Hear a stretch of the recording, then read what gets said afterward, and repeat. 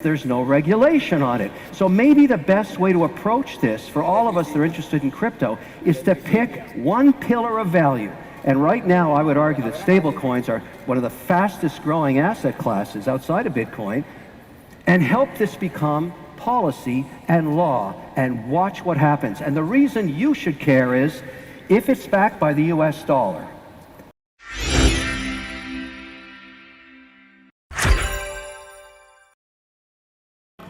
The next guest is the Mr. Wonderful himself, Kevin.o.Leary, who really needs no introduction. He's a legendary investor. He's one of the stars of the awesome television show Shark Tank.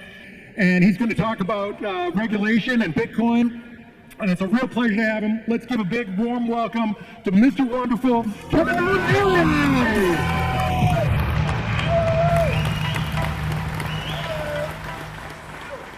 Buddy, I want to talk about indexing for a moment.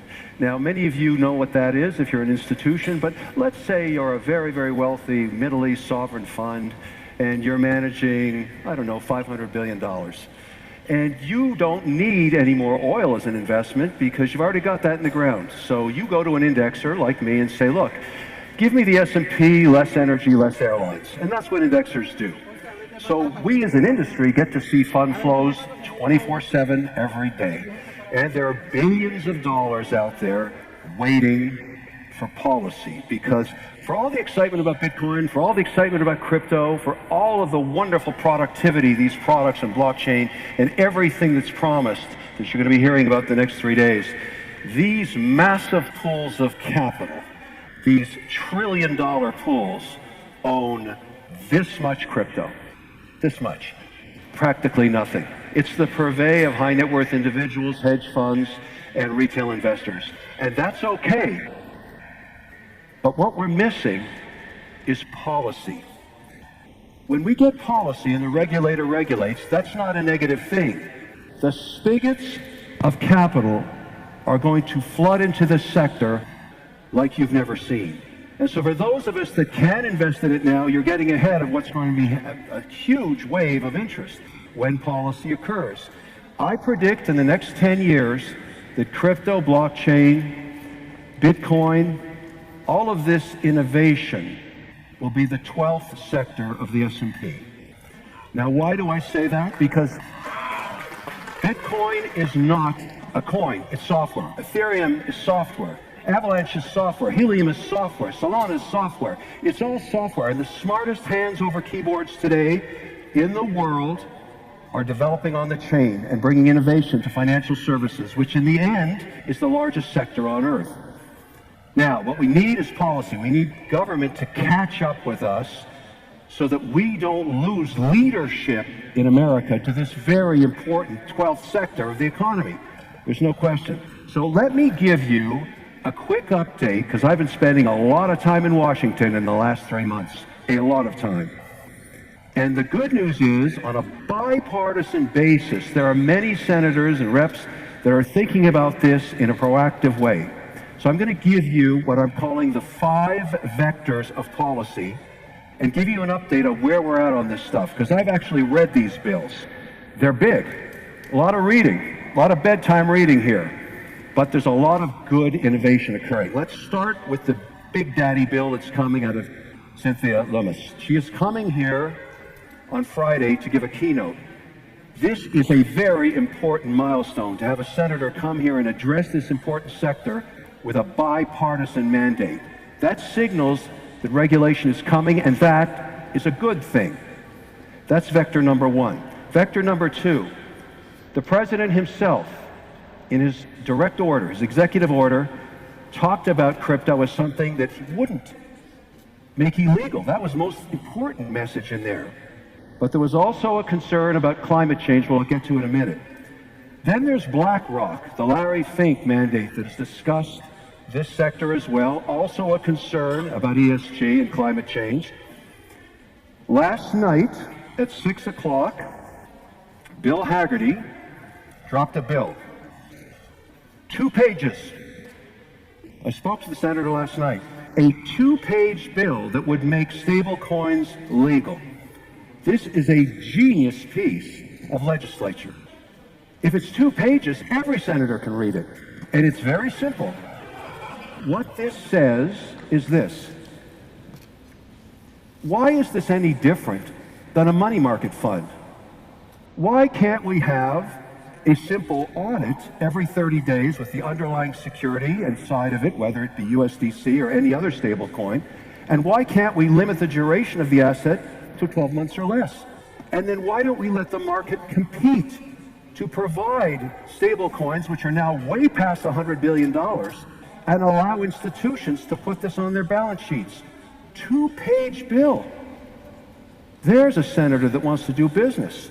I, of course, applaud this mandate because my own auditor won't let me and my operating company do anything with stablecoin because there's no regulation on it. So maybe the best way to approach this for all of us that are interested in crypto is to pick one pillar of value. And right now, I would argue that stablecoins are one of the fastest growing asset classes outside of Bitcoin, and help this become policy and law, and watch what happens. And the reason you should care is, if it's backed by the US dollar, it will become the reserve currency of the earth. That's what will happen. And why would we want to give that up to any other country? Why would we ever give that innovation up? So let's regulate this. Let's get behind this bill and make it happen. And I'm not asking the federal government to write one line of code. That's not their job. Let the free market, let the private sector develop these stablecoin products and let them compete, just like Fidelity competes with their money market fund, like Schwab competes. They're regulated and everybody uses them when they have a cash balance on their account. Let's do the same thing here. That way, we have the innovators coding and we have the government regulating. That's a great outcome. It's coming soon. Now, let's talk about the minefields in the 5 vectors of policy. We'll start with the SEC. Now, I don't know if you read these memorandums, but a few weeks ago, they started proposing that in addition to financial audits in all companies that are public, in all 11 sectors of the economy, that they have a carbon audit, that they get somebody, if you claim that you're carbon neutral, you're going to get audited every quarter. Now, in the Bitcoin mining industry, where I'm a participant, the way we get carbon neutral is we buy carbon offsets. The problem with a carbon offset is the tracking error is so huge that no public auditor will sign off on those statements. You can say you're carbon neutral, but there's nobody going to sign it at the risk of being offside with the SEC. So if the SEC adopts that policy, that's bad for proof of work, and it's bad for Bitcoin mining, because the first pioneers of this in the US were very concerned about being ESG compliant, and they went to that market. They went to the offset market.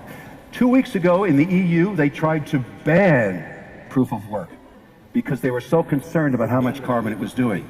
Now, here's why Bitcoin mining is going to save the world. If this policy gets implemented, because it's also in the ESG mandate that Larry Fink at BlackRock put in place, and it's also mentioned directly deep in the executive order of the president himself. It's a direct swipe at Bitcoin mining. But why is Bitcoin mining good for the earth? Because the next generation of Bitcoin miners, and some of them are represented right here, are starting to work with energy that does not require carbon. Hydroelectricity and nuclear power, wind and solar. The drive to produce Bitcoin is so economic in value that they will go ahead and fund the next generation of machines and turbines. 90% of dams built in America in the last 100 years contemplated hydroelectricity but never installed the turbines. I'll install the turbines. Why? Because it's great economics if I can use that and not be hassled by a carbon audit. This is the future of Bitcoin mining. We will be developing power for all communities while we mine coin in an ethical and 100% green mandate that we can do with hydroelectricity. This speaks to Montana. It speaks to the Tennessee Valley, upstate New York, Quebec, Canada, northern Norway. All of these places, Georgia, have an abundance of unused hydro, and that is the future of Bitcoin mining. And it's a good thing. It provides for communities. It provides extra power. And the capital required for this is unlimited. Now, the beautiful strategy here is when we get policy, this is the Loomis bill right here, and there's lots of good news in this thing, when we make Bitcoin an allocation for institutions, which they do not have yet, what I predict will happen, they will put between 50 basis points and 3 basis points or 300 basis points into their portfolios. How much money is that? Trillions of dollars. So if you want to see Bitcoin appreciate in value, if you're an advocate like I am, because it's software and it's a property and maybe it's a currency, you want regulation. You embrace this and you stand back and watch the capital pour into this. And to celebrate this idea to the moon, I'm wearing my Snoopy Omega today that has Snoopy going to the moon on it. This watch has gone up 4,000% in value in 24 months because of you. You love Snoopy. You love going to the moon. You love this watch, and so do I. Thank you very, very much.